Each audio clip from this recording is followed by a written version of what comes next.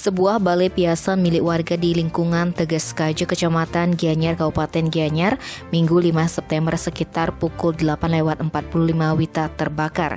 Informasi yang dihimpun di lapangan menyebutkan peristiwa itu bermula ketika salah seorang saksi yang sedang berjualan bubur di depan Balai Banjar Teges, Gianyar melihat kepulan asap hitam di atas rumah milik Iwayan Gede Astawa.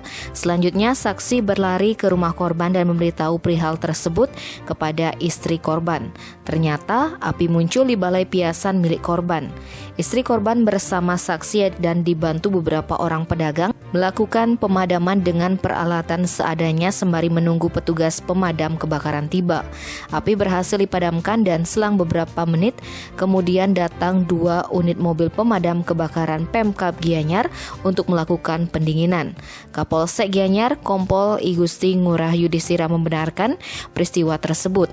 Dia mengatakan kebakaran diduga terjadi akibat konsleting listrik, mengingat dari pagi korban maupun istrinya belum mengaturkan canang sehingga tidak mungkin kebakaran tersebut disebabkan oleh api dupa.